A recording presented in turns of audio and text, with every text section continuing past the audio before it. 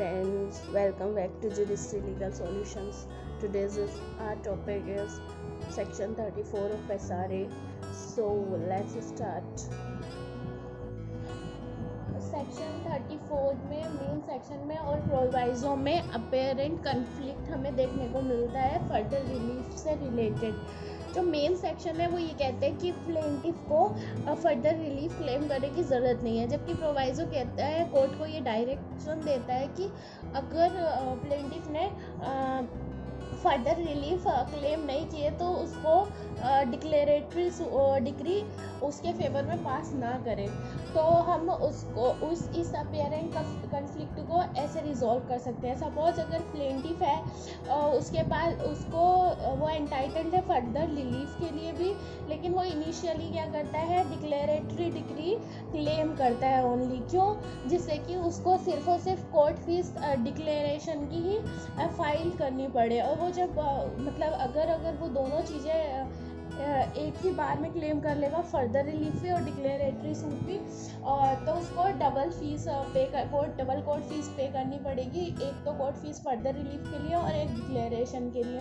और ये हो सकता है कि जो प्लेंटिफ है वो सूट लूज़ कर जाए तो उसकी डबल फीस जो है वो बेकार हो जाएगी। इसलिए वो क्या करेगा कि इनिशियली तो वो सिर्फ और सिर्फ डिक्लेरेटरी डिक्री क्लेम कर लेगा और उसी की कोर्ट फीस फाइल कर देगा। लेटर ऑन क्या करेगा, जब उसको लगेगा कि मैं सूट जीतने वाला हूँ, तो वो अमेंडमेंट करके ये इस चीज़ को बिना देखे कोर्ट अमेंडमेंट अलाउ करेगा। ऑर्डर 6 रूल 17 को बिना कि ऑर्डर 6 रूल 17 में क्या लिखा हुआ है ये देखिए, बिना कोर्ट उसको प्लेंटिफ को अमेंडमेंट अलाउ कर देगा और प्लेंटिफ जो है फर्दर रिलीफ क्लेम कर लेगा और उसकी कोर्ट फीस लेटर ऑन जब वो अमेंडमेंट से फर्दर रिलीफ क्लेम करेगा तब फाइल कर देगा। उससे क्या होगा कि इनिशियली तो फर्दर रिलीफ क्लेम करने की ज़रूरत नहीं पड़ेगी। लेटर ऑन जब वो फर्दर रिलीफ क्लेम कर लेगा तो कोर्ट भी उसको डिक्लेरेटरी सूट के साथ साथ फर्दर रिलीफ ग्रांट कर देगा। हमने ये तो देख लिया कि प्लेंटिफ जो है later on during suit further relief claim कर सकता है बाय अमेंडमेंट। लेकिन अगर प्लेंटिफ जो है further relief by amendment claim नहीं करता है तो डिफेंडेंट के पास ये राइट आ जाता है कि वो ऑब्जेक्शन कर सकता है कि प्लेंटिफ ने फर्दर रिलीफ क्लेम नहीं किया है ट्रायल कोर्ट में ही। तो ट्रायल कोर्ट क्या करेगा, सूट डिक्लेरेटरी सूट को डिसमिस कर देगा, डिक्लेरेशन नहीं देगा प्लेंटिफ के फेवर में। लेकिन अगर डिफेंडेंट जो है वो ऑब्जेक्शन रेज नहीं करता है तो डिक्लेरेटरी डिक्री जो है वो पास हो जाएगी और लेटर ऑन प्लेंटिफ जो है वो फर्दर रिलीफ के लिए सूट फाइल कर सकता है, सेपरेट सूट। और वो जो सूट होगा सेकंड सूट वो बार नहीं होगा by order to rule 2 of CPC. Okay, उस पर order to rule 2 CPC apply नहीं होगा। ऑर्डर टू रूल 2 सीपीसी क्या है वो मैं आपको सीपीसी में बता दूंगी, वैसे तो सबको आता ही होगा जिसने सीपीसी पढ़ी होगी। और डिफेंडेंट जो है अगर जब ऑब्जेक्शन रेस कर रहा है तो वो ऑब्जेक्शन उसको as soon as possible raise करनी पड़ेगी ट्रायल कोर्ट में। ये नहीं कि वो अपील में रेस करे। अगर उसने ट्रायल कोर्ट में रेज नहीं की तो ये समझा जाएगा कि उसने अपना राइट वेव कर दिया है और अपील में उसको अलाउ नहीं किया जाएगा। 34 का डिक्लेरेशन है वो रिगार्डिंग प्लेंटिफ एंटाइटलमेंट होता है, चाहे वो लीगल कैरेक्टर का एंटाइटलमेंट हो या लीगल स्टेटस का या किसी प्रॉपर्टी से रिलेटेड। जैसे कि एस जो है अडेप्टेड सन है एफ का, ये एस डिक्लेयर करवाना चाहता है तो वो करवा सकता है। डी इज़ माइनर कि डी माइनर है वो ये भी डिक्लेयर करवा सकता है डी कोर्ट पे। इस तरह का कोई भी डिक्लेरेशन हो सकता है। लेकिन जो कास्ट का डिक्लेरेशन होता है वो जनरली अलाउड नहीं है पर से, बिकॉज उससे क्या ये जो है as a matter of right allowed नहीं है, क्योंकि ये लीगल राइट नहीं होता है। ये कास्ट जो होता है ये लीगल राइट नहीं है। लेकिन अगर ये जो कास्ट के बेसिस पे कोई पर्सन अगर रिजर्वेशन मांगता है तो वो रिजर्वेशन के लिए अपना कास्ट का डिक्लेरेशन करा सकता है।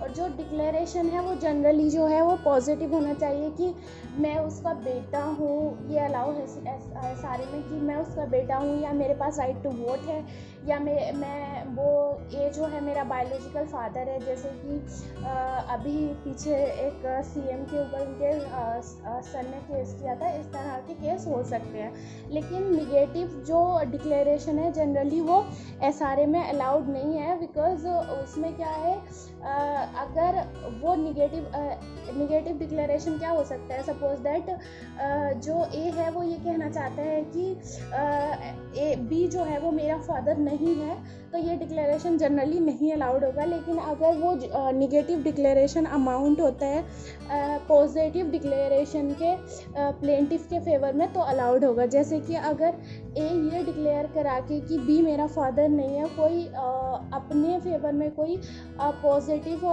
बेनिफिट गेन करने वाला है, तो अलाउड हो जाएगा। जैसे कि वो प्रॉपर्टी बी से बचा के किसी और को देना चाहता है तो ओके।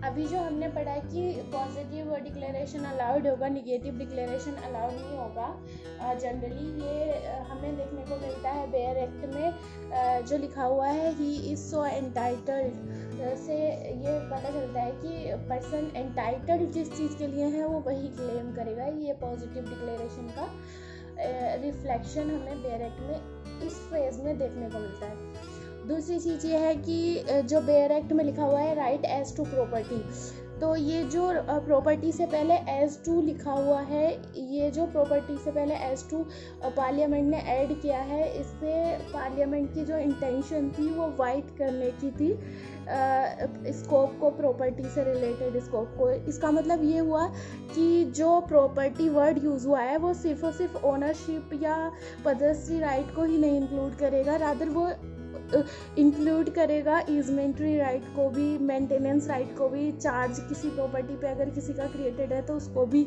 या फिर कोई प्रॉपर्टी अटैच करनी है किसी भी सूट में, किसी भी डिग्री में या वैसे भी, तो उसको भी इंक्लूड करेगा।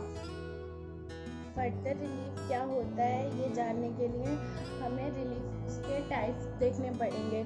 जो रिलीफ होता है वो कई टाइप का हो सकता है, जैसे अल्टरनेटिव रिलीफ। अल्टरनेटिव रिलीफ में क्या क्या आता है, जैसे specific performance damages, injunction etcetera. Further relief क्या होता है, फर्दर रिलीफ वो होता है जब एक रिलीफ दूसरे रिलीफ पे डिपेंडेंट होता है, तो जो रिलीफ डिपेंडेंट होता है वो रिलीफ फर्दर रिलीफ कहलाया जाता है। फॉर एग्जांपल अगर रिलीफ 1 है डिक्लेरेशन ऑफ टाइटल, तो रिलीफ 2 है कि पोजीशन तभी मिलेगी जब टाइटल डिक्लेयर हो जाएगा, उससे पहले पोजीशन नहीं मिलेगी। या फिर आपको मैसने प्रॉफिट मीन प्रॉफिट जो है प्रॉपर्टी का तभी मिलेगा जब आपकी प्रॉपर्टी का टाइटल डिक्लेयर हो जाएगा। तो ये जो रिलीफ मिलने वाले हैं आफ्टर डिक्लेरेशन, ये फर्दर रिलीफ्स हैं। Okay, so friends it's enough for today. फिर मिलते हैं नेक्स्ट वीडियो में, तब तक के लिए bye. Please share and subscribe and like my videos and let me know in the comment section below about your interest. आप लोग share and like and comment ज़रूर करें फ्रेंड्स, एंड सब्सक्राइब करें, क्योंकि आप लोग के शेयर सब्सक्राइब एंड लाइक से मेरे को मोटिवेशन मिलता है फर्दर ऑन अच्छी वीडियोस बनाने के लिए। बहुत मेहनत लगती है एक वीडियो में, मेरी मेहनत का यही फ्रूट होता है कि आप लोग शेयर एंड सब्सक्राइब करें। Okay, bye.